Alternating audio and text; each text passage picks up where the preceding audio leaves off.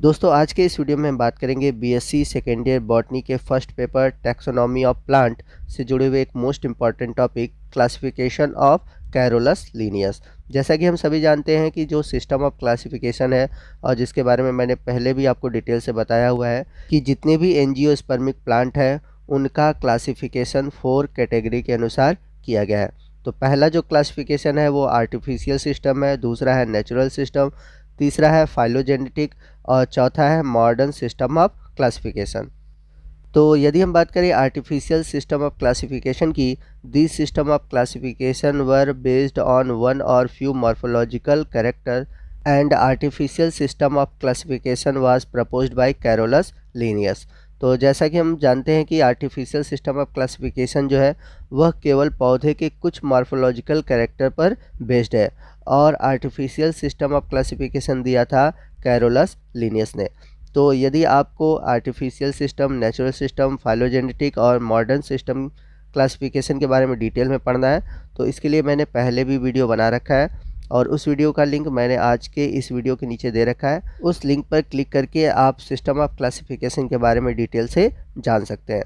आज के इस वीडियो में हम बात करेंगे कैरोलस लीनियस के सिस्टम ऑफ क्लासिफिकेशन की, जो कि बेस्ड है आर्टिफिशियल सिस्टम पर। तो आप सभी को ज़रूर पता होगा कि कार्ल लीनियस को फादर ऑफ मॉडर्न टैक्सोनॉमी के नाम से जाना जाता है। यदि बात करें हम कार्ल लीनियस के जन्म की तो इनका जन्म 23 मई 1707 में हुआ था और इनकी मृत्यु 10 जनवरी 1778 में हुई थी। यदि बात करें हम इनके जन्म की तो इनका जन्म दक्षिणी स्वीडन के रॉसहॉल्ट शहर में हुआ था, जो कि पेरिस में उपस्थित है। तो आपको बता दें कि इन्हें कार्ल लीनियस के नाम से जाना जाता है, लेकिन इनके मरने के पश्चात इन्हें कार्ल वॉन लीनियस के नाम से ख्याति प्राप्त हुई, यानी कि इन्हें कार्ल वॉन लीनियस के नाम से भी जाना जाता है। यह मुख्य रूप से स्वीडन के बॉटनिस्ट थे, जूलॉजिस्ट थे और फिजिशियन भी थे और इन्होंने मुख्य रूप से बायनोमियल सिस्टम ऑफ क्लासिफिकेशन दिया था, जिसे आप द्विनाम पद्धति के नाम से भी जानते हैं। यदि हम बात करें इनके एजुकेशन की तो इन्होंने अपने हायर एजुकेशन की शुरुआत उपसाला यूनिवर्सिटी में स्टार्ट की थी और प्रारंभ में वहां पर ये बॉटनी के लेक्चरर के रूप में अपना जीवन 1730 में प्रारंभ किया। इसके बाद यह 3 साल के लिए यानी कि 1735 से लेकर 1738 में बाहर एब्रॉड यानी कि विदेश चले गए, जहां पर उन्होंने सबसे पहले नीदरलैंड में सिस्टमा नेचुरी का फर्स्ट एडिशन पब्लिश किया। इसके बाद वह वापस स्वीडन रिटर्न आ गए और उपसाला यूनिवर्सिटी में मेडिसिन और बॉटनी के प्रोफेसर के रूप में नियुक्त किए गए और उसके बाद 1740, 1750, 1760 तक इन्होंने कई यात्राएं की और इन यात्राओं में उन्होंने अलग अलग एनिमल, प्लांट और मिनरल को कलेक्ट किया और उन्हें क्लासिफाई किया। तो इनका जो प्रारंभिक क्लासिफिकेशन था वो कई वॉल्यूम में था और प्रारंभ में यह कई वॉल्यूम में पब्लिश हुआ। लीनियस के इस नेचुरल क्लासिफिकेशन के योगदान के आधार पर इन्हें प्रिंसेप्स बॉटनिकोरम अर्थात जिसका मतलब होता है प्रिंस ऑफ बॉटनिस्ट के नाम से भी जाना जाता है। आइए नेक्स्ट हम बात करते हैं कि लीनियस ने टैक्सोनॉमी के अंतर्गत क्या क्या कार्य किया।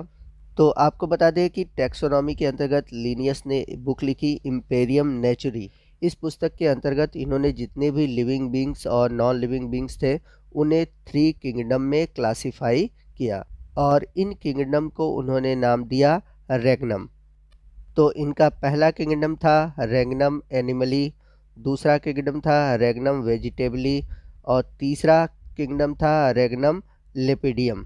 तो जैसा कि नाम से ही क्लियर है कि पहले 2 जो किंगडम है रेगनम है वो एनिमल और प्लांट से रिलेटेड है और तीसरा जो किंगडम है यानी कि लेपिडियम है वह मिनरल से रिलेटेड है। The work of Linnaeus had a huge impact on science. तो लीनियस का जो कार्य है वह विज्ञान के क्षेत्र में बहुत ही विशाल प्रभाव छोड़ता है और इन्हीं के थ्रू बायोलॉजिकल नॉमेनक्लेचर की शुरुआत हुई, जिसे एट प्रेजेंट नॉमेनक्लेचर कोड्स से नियंत्रित किया जा रहा है। यदि हम बात करें इनके वर्क की तो इनका जो फर्स्ट एडिशन था वो था स्पीसीज प्लांटेरम, जो कि 1753 में आया था और यह पौधों के लिए था। और इनका जो 10th एडिशन था वो था सिस्टमा नेचुरी, जो कि 1758 में आया था। तो ये दोनों जो सिस्टम थे इन दोनों को प्लांट के अंतर्गत नामकलेचर का स्टार्टिंग पॉइंट माना जाता है।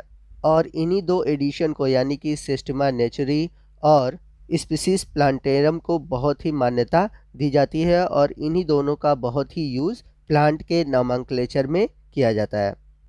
तो आइए नेक्स्ट हम बात करते हैं क्लासिफिकेशन ऑफ प्लांट, जो कि लीनियस के द्वारा दिया गया है।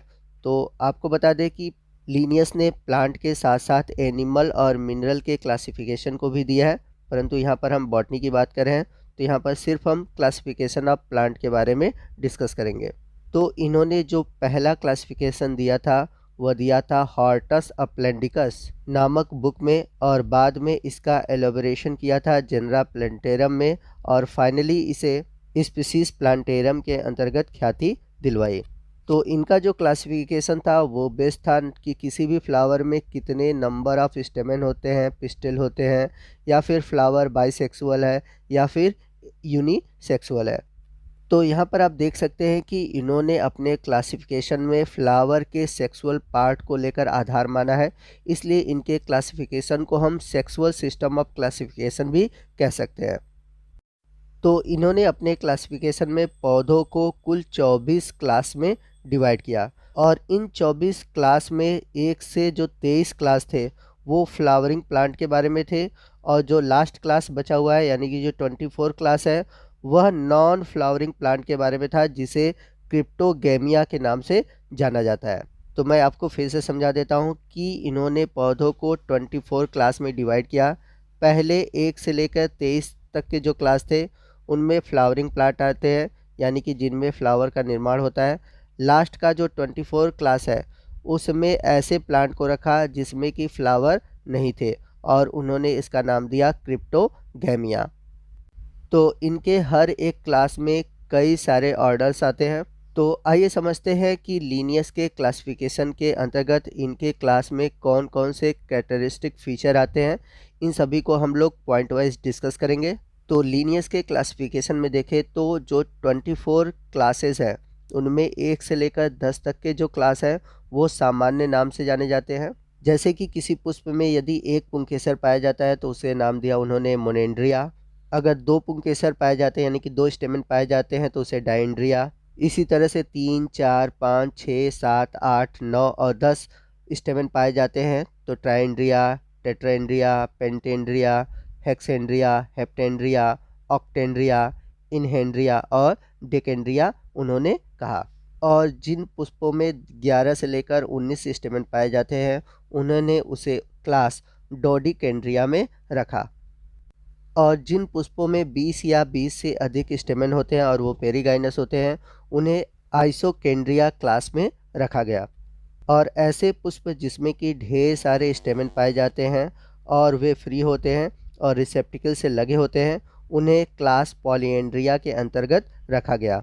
वहीं हम बात करें 14वें क्लास की, तो 14वें क्लास में ऐसे प्लांट को रखा गया जिनके फ्लावर में 4 स्टेमन में से 2 स्टेमन लंबे और 2 स्टेमन छोटे होते हैं, और इस क्लास को नाम दिया गया डीडीनेमिया। वहीं हम बात करें 15वें क्लास की, तो 15वें क्लास को उन्होंने नाम दिया टेट्राडेनेमिया, जिसमें कि 6 स्टेमन पाए जाते हैं फ्लावर में, और उन 6 स्टेमन में से 4 स्टेमन लंबे और 2 स्टेमन छोटे होते हैं। वहीं बात करें हम 16वें क्लास की, तो 16वें क्लास को उन्होंने नाम दिया मोनोएडेल्फिया, जिसके अंतर्गत ऐसे फ्लावर के एंथर आते हैं जिनके की जो एंथर होते हैं वो फ्री होते हैं, लेकिन जो इनका फिलामेंट होता है वो बेस पॉइंट पर फ्यूज़ होता है। जो 17वां ग्रुप था उन्होंने इसे नाम दिया डाइएडेल्फिया, यानी कि इसमें जो स्टेमन होते हैं वो 2 ग्रुप में होते हैं। तो इस प्रकार का कंडीशन आपको लेग्यूमिनेसी या फिर कह सकते हैं फेबिएसी के अंतर्गत देखने को मिलता है।